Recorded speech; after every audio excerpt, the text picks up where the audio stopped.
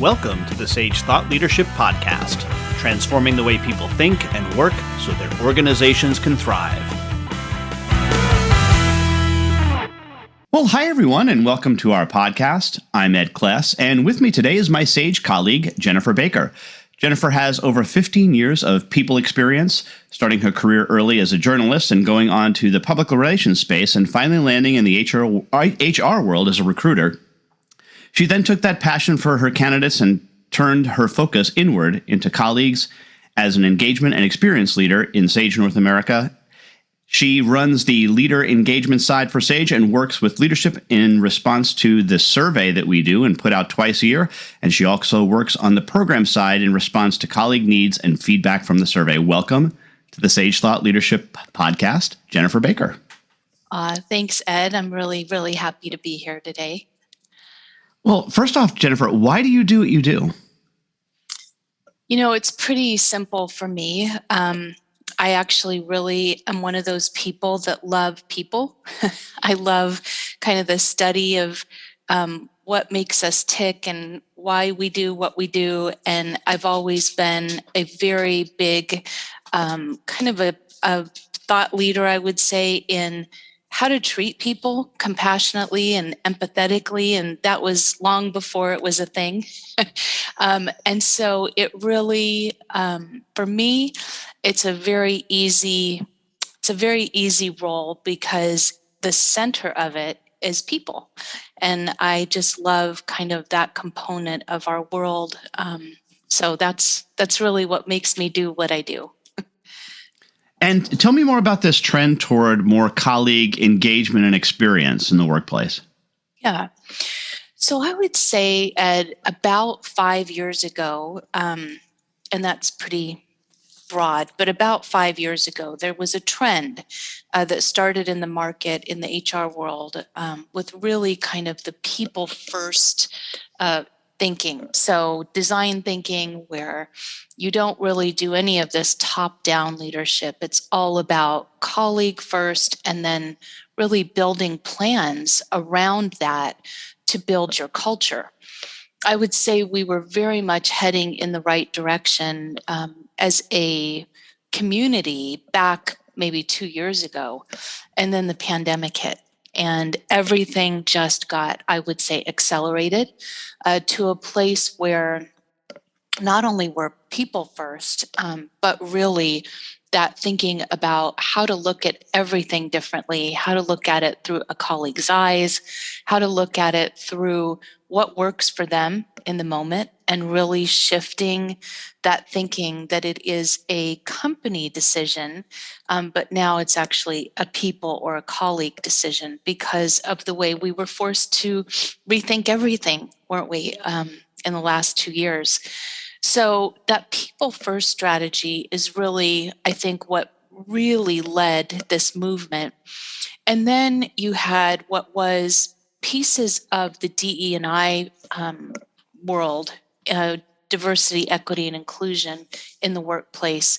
And that also became a big part of somebody's experience.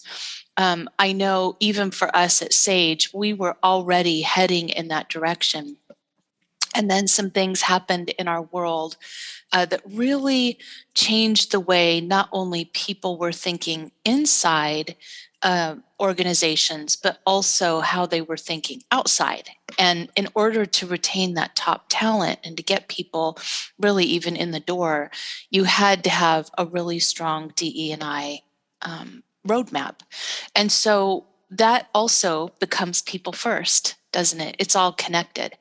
And that place of kind of the colleague-centric, if you will, world is definitely, I would say, not only, and I'm not even going to call it a trend, I'm going to say it is the way that organizations thrive. Prior to the pandemic, it may have been a trend. Now it's just business as usual. And if companies have not gotten on board with that piece, it's probably going to be a very difficult ask for them moving forward, is my guess. I know for us at Sage, kind of the one component that was so critical during the last couple of years, again, bringing that to the colleague-centric part, was that well-being component. How did a colleague feel when they came to work during the pandemic? Did we have pieces in place that were taking care of them, that we offered them tools and resources to be able to feel good in a world that suddenly was feeling pretty uncertain? And not that it is the company's job to make people feel certain about their world. We know that's not the case. But boy, when you're spending 8 hours a day in a certain place, there better be resources and tools for those people who are supporting your mission to be able to really thrive in the organization and thrive in the place where they're at. And so for us, that was key. Not only prior to the pandemic, but for sure post. So we were already heading in that direction with a pretty strong well-being strategy, and that just got amplified over the last couple of years.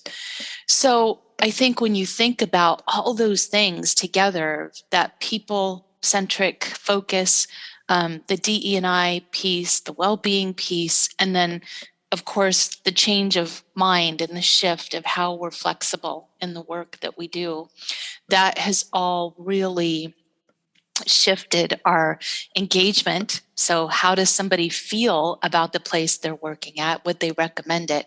And their experience. Do they feel that sense of belonging and that sense of kind of the need for being able to get up in the morning and feel like you're a part of something bigger than just the job in front of you? And Jennifer, we have an exit question that we ask all of our guests, and that is, who is a hero of yours and why are they a hero? So this is going to be an interesting one to you probably. So I thought about it. I really did. And for me, it's my kids. I'm not going to give names, but my kids who are 20 and 22 are pretty amazing people, and they make me and my husband actually be better people every day. They have amazing thoughts about things, and I think young people in general today are so, for the most part, I'm not going to make a total blanket statement, but they're pretty forward thinking, and they have some really unique ways and kind of a different map of looking at the world. And definitely I look to them for different pieces in my own life as I'm getting to that second stage of my life. I'm pretty comfortable saying I'm looking at younger people to see what's the right way, because I think they have the right way of looking at things. And lastly, how can somebody contact you? So they can get to me a number of ways. You're welcome to email me at jennifer.baker@sage.com. I open that to anyone in the business who's looking to speak about engagement or experience from any organization, outside or inside. Collaboration and networking is always my favorite thing to do. You can also find me on LinkedIn, which is Jennifer Boussard Baker, and you'll see me under the Sage profile. And I think those are probably the best two ways, Ed, at this point, to get in touch with me if need be. All right. Jennifer Baker, my Sage colleague, thanks so much for being a guest on the Sage Thought Leadership Podcast. You're welcome. Thanks so much, Ed. I appreciate it. Review and subscribe by searching your podcast player of choice for Sage Thought Leadership Podcast.